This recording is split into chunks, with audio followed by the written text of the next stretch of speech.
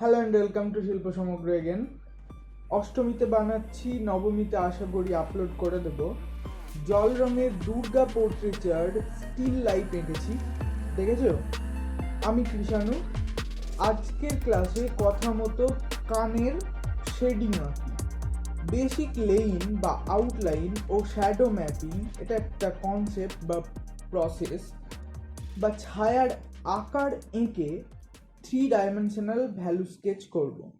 আলাদা করে প্রত্যেকটা ডিটেল অ্যাড না করে এই দুই কনসেপ্ট, লেইন বা লিনিয়ার লেইন ও শ্যাডো ম্যাপিং ইউজ করে খুব সহজেই কান আঁকা যায়।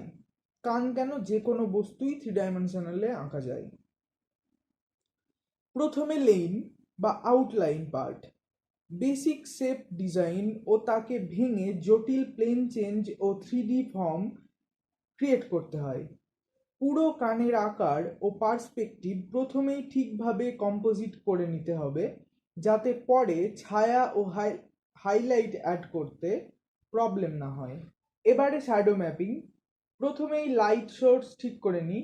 এক্ষেত্রে টপ লেফট ও ব্যাকলাইট সোর্স রেফারেন্স ছবিতে পড়ে রয়েছে। কানের যে আউটলাইন বা শেপ এজ আমরা দেখি তা লাইট সোর্সের সাথে পরিবর্তিত হয় না, তারা সিম্পলি এজগুলো নির্দেশ করে। ছায়ার শেপ ও আউটলাইন আঁকার নাম হলো শ্যাডো ম্যাপিং। ছায়া মেনলি দুই রকমের রয়েছে, এখানে কোর শ্যাডো ও কাস্ট শ্যাডো। এটা একটু বুঝে নিই। কোর শ্যাডো হলো লাইট ও শ্যাডোর মার্জিং পয়েন্ট, যেখানে আলো ছায়ায় মেশে। এই মিলন ব্লার বা গ্রেডিয়েন্টের মতো এজ ক্রিয়েট করে, লুজ এজ ক্রিয়েট করে। আর কাস্ট শ্যাডো হলো কোনো অবজেক্ট লাইটকে বাধা দিলে যে শ্যাডো ক্রিয়েট করে তারই নাম। এর এজ অনেক বেশি শার্প হয়। কিছু ক্ষেত্রে লাইট খুব নিচের অ্যাঙ্গেলে থাকলে এজ ব্লারও হতে পারে।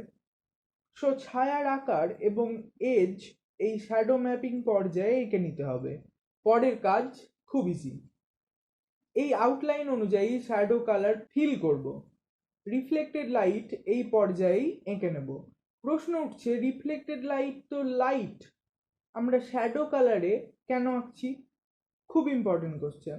রিফ্লেক্টেড লাইট হলেও শ্যাডো ভ্যালুতেই পড়ে।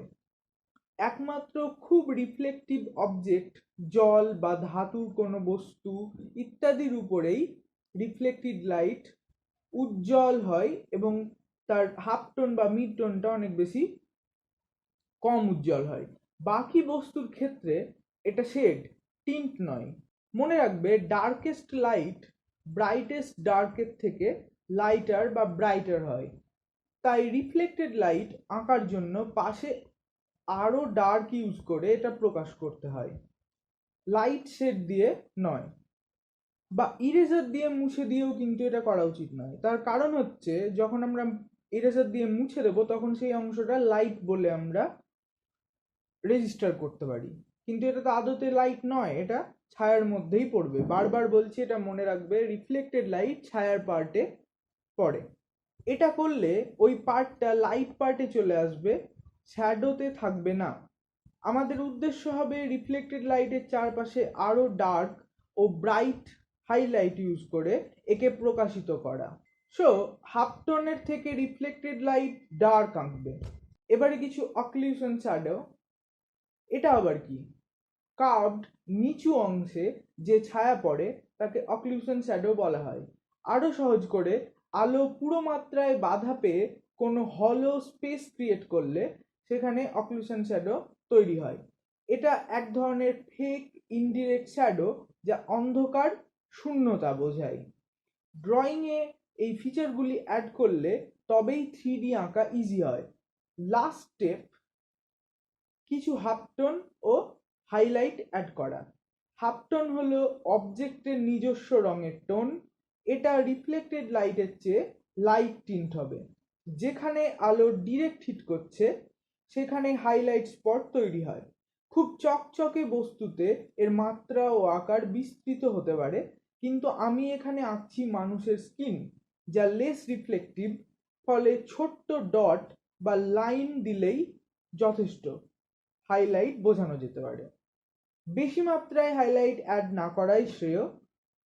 এই ছিল কানের শেডিং এবং পার্সপেক্টিভ ও শ্যাডো ম্যাপিং, খুব ইম্পর্টেন্ট এটা। সো সাবস্ক্রাইব করো চ্যানেলটাকে। আজকের মতো টাটা।